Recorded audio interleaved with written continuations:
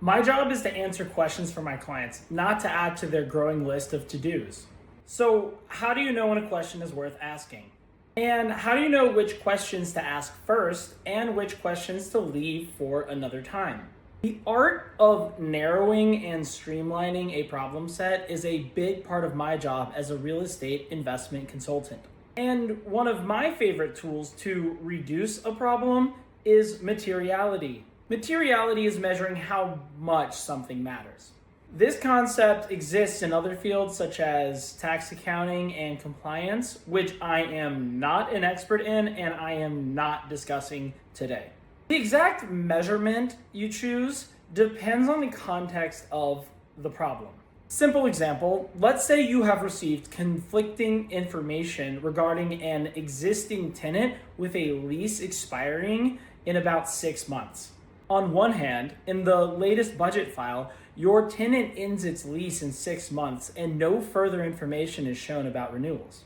On the other hand, you received rent roll updates about 1 month ago that showed renewal and extension options for this tenant and many others. You believe the right answer is the budget is wrong and you should stick with the more detailed, well-documented rent roll updates you did a month ago. Before communicating this problem and your proposed solution to the client, you need to frame it in a context that helps them understand the scope of the problem. Either you need to update your underwriting model's rent roll, or the budget team needs to fix their projections. Before I give my answer in just a second, think about what metrics you might use to frame this problem.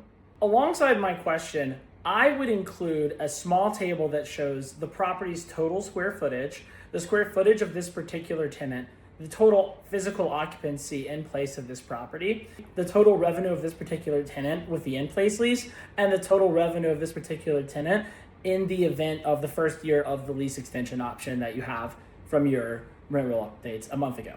This combination of metrics allows the client to understand the importance of this particular lease with respect to the property's total size and cash flow.